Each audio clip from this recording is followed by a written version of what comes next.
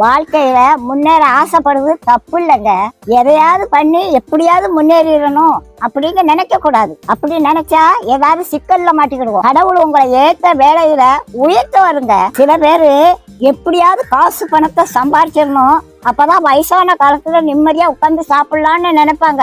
வயசான காலத்துல காசு பணம் எல்லாம் இருக்கும், ஆனா ஒன்னும் அனுபவிக்க முடியாது. பாட்டி வீட்டுல ஒரு எலி ரொம்ப நாளா தொண்டை பண்ணிக்கிட்டு இருந்தது. அதை எப்படியாவது பிடிச்சிடணும்னு கூண்டுக்குள்ள ஒரு தேங்காய் துண்டை குத்தி வச்சேன். ஒரு 9 மணிக்கு சத்தம் கட்டுச்சு, எலி மாட்டிக்கிட்டுச்சு. சரி இருக்கட்டும், காலையில எந்திரிச்சு காட்டு பக்கத்துல கொண்டு திறந்து விடுவோம் அப்படின்னு நினைச்சு தூங்கிட்டேன். காலையில பார்த்தா எலி உள்ளதான் இருந்துச்சு, ஆனா அந்த தேங்காய் துண்டை அதை நக்கி கூட பார்க்கலங்க. எப்படி வச்சானோ அது அப்படியே இருந்துச்சு. ராத்திரி முழுவதும் உள்ளதான் இருந்துச்சு. அந்த தேங்காய் துண்டை திங்கலாம்ல, அதுக்கு மரண பயம் வந்துட்டு அதனால தேங்காய் துண்டை திங்கிறதுக்கு மனசு வரல. அதுக்கு தேங்காய் துண்டை விட நம்ம உயிர் பிழைச்சா போதும்னு அது இருந்துச்சு.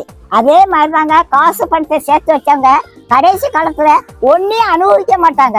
லட்டை பார்த்த உடனே வாயில எச்சி வரும், ஆனா டாக்டர் சொன்னது ஞாபகத்துக்கு வரும், லட்டை தின்றாத சுகர் ஏறி போயிரும் அப்படின்னு சொல்லியிருக்காங்க. ஆசைப்பட்ட ஒரு லட்டை திங்க முடியல, காசு பணம் இருந்து என்ன செய்ய? கடவுளோட ஆசீர்வாதம் இருந்துச்சுன்னா கடைசி வரைக்கும் நல்லா சாப்பிடலாங்க. நாளைய தினத்தை குறிச்சு கவலைப்படாதீங்க. அந்தந்த நாளைக்கு அந்தந்த நாளோட பாடு போதுங்க. இன்னைக்கு சாப்பாடு கொடுத்த கடவுள் நாளைக்கு சாப்பாடு கொடுப்பாரு. நீதி நேர்மை உண்மை உத்தமமா மட்டும் வாழுங்க. கடவுள் ஒரு நாளும் உங்களுக்கு ஒரு குறையும் வைக்க மாட்டாங்க. நம்ம எப்படி சம்பாதிக்கோங்கிறத கடவுள் பார்த்துக்கிட்டே இருக்காருங்க.